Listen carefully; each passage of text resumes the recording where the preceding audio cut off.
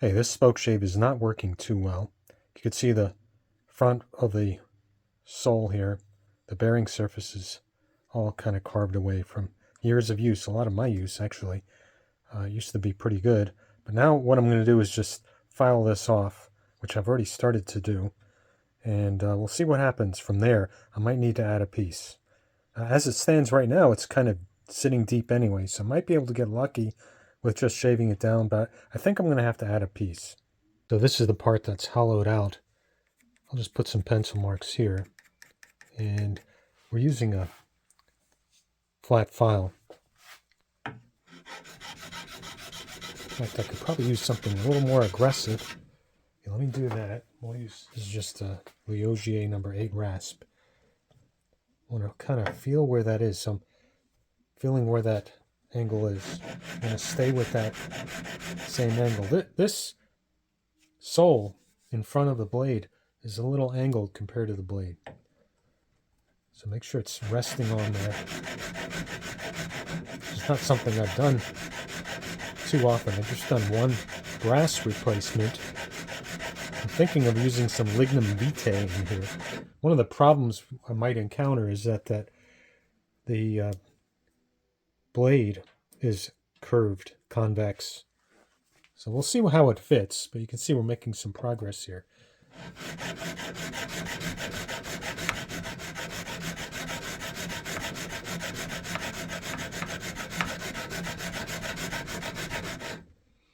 Almost there. We're already pretty good. We have a straight bearing surface now in front. That's kind of, when I bought it, I believe it was about halfway worn, but I've worn it all the way back to the blade. The nice thing is, since that blade is already recessed, we might be able to get away with just doing this. I have a feeling, though, I'm going to have to kind of curve this wood a little bit to follow the convexity of the blade.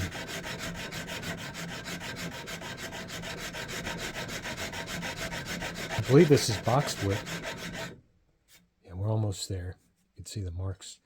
Just a couple marks left.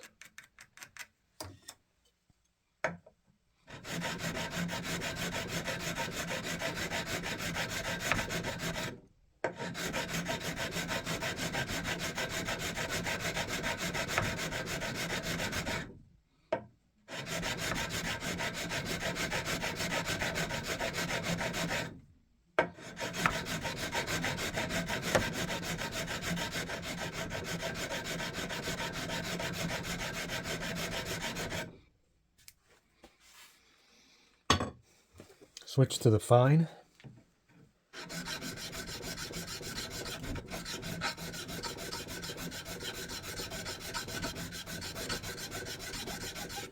Okay, let's see how the blade fits in there. A little tricky to get this in there. Gonna have to bang it in sometimes with a hammer. Very, very lightly. Such a snug fit.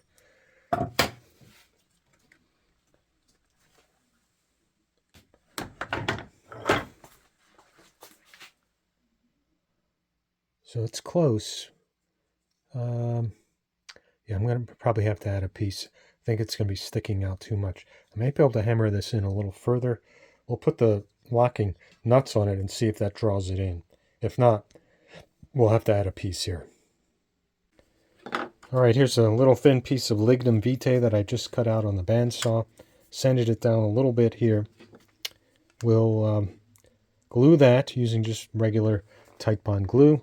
And we'll probably just clean it up a little bit, file this down a little bit, and just snip off all of this leftover.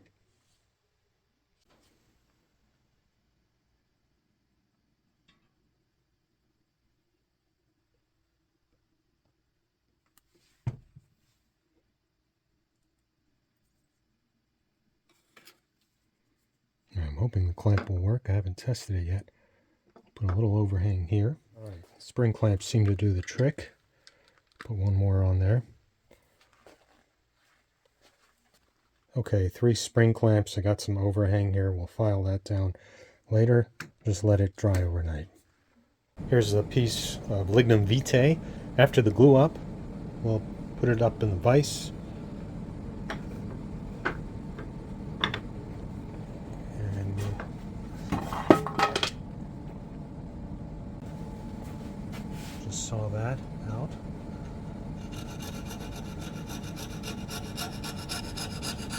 saw and rasp. Just a little jeweler's saw, fret saw.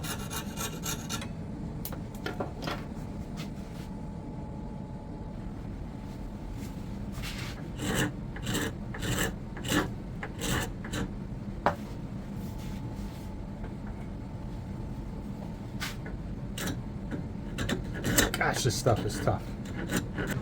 There's a bit of a lip here on the wood, and I've been using a scraper and a flat file to get rid of some of that. So I'm just using a scraper now, really eyeing it to make sure that the card edge is parallel to this throat.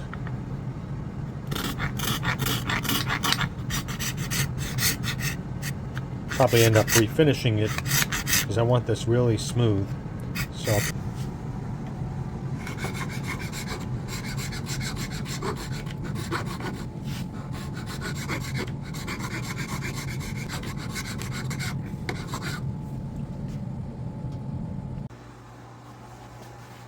the blade's back in.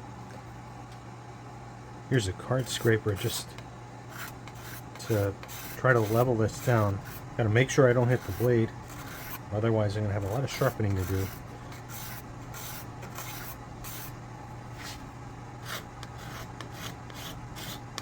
I'm not sure what the best tool is for this. Perhaps the flat file. Again, I'm just doing it to kind of get close to the profile. Then I'll probably take the blade out.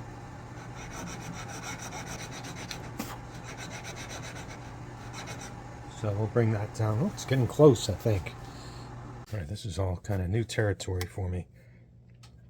If I put the scraper down flat on the blade, it'll probably figure out where that edge of the wood is against the mouth. If I go like this, I guess I could do that. This is the angle of the sole in front, and then this is the angle of the blade. So I guess I can do that until I hit the blade. I'll probably have to resharpen the blade. So I'm just going with the angle of the throat or the sole, and as long as it doesn't cut anymore, then I think we'll be okay, and I'll just have to go back and sharpen the blade, I guess. Just using that as a gauge, and I guess I'd have to go a couple passes more than that for it to actually cut.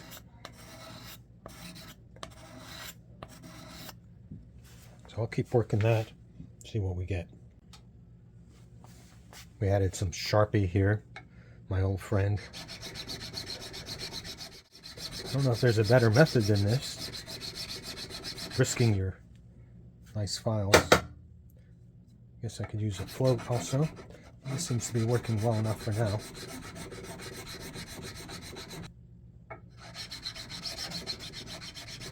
Okay, I think it's time to go to the card scraper. That's a lot easier to tune. This would cause damage.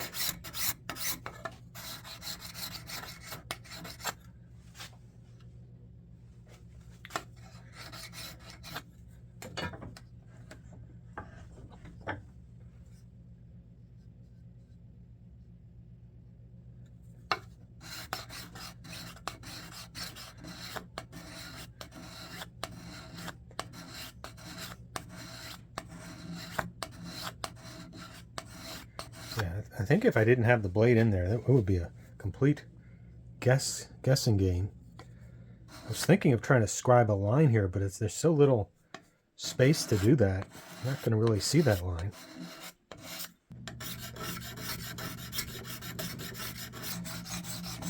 Let's see in the off chance that this thing's cutting. Oh, getting some wispy shavings on one side, nothing on this side. Very wispy shavings, so making some progress. Oh, I can see.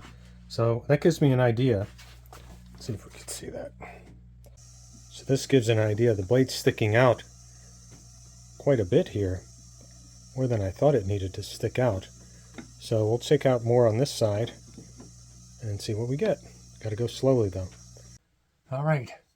So I cleaned it all up. You can see right here, all that boxwood is now showing. That's the original stuff, the original sole. And there's just this darker kind of greenish lignum vitae right here. So that's all I needed, just a fraction there. It looked so grooved out and so hollowed out. You could see the blade just barely sticking out there. So I fiddled with it for about 20 minutes until I got it right.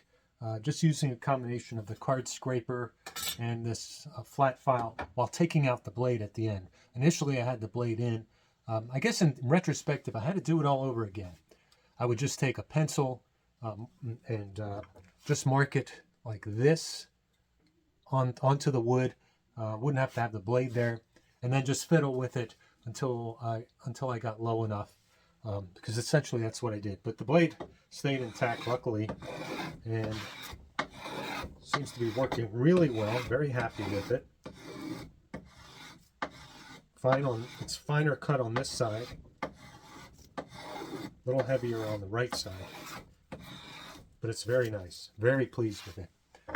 So that was a bit of a chore, but you know, if you got an hour or two to work on this to save a $10 Spokeshave, go for it. Otherwise, just find a good Spokeshave for maybe another $10 more. So I'm using one of these gouges that I made using Patrick Sullivan's video. It's a number 2 or 3 gouge, mini. Just taking off this little lip here. And I guess I could use a little riffler or something to get that. There's a little overhang here as well. Let's see if we can get that with the gouge. Nothing like end grain lignum vitae. Test your blades or to wear them out. It's actually cutting quite nicely.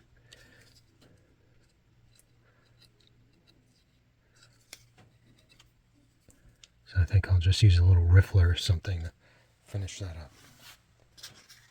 I just decided to go with a little sandpaper here.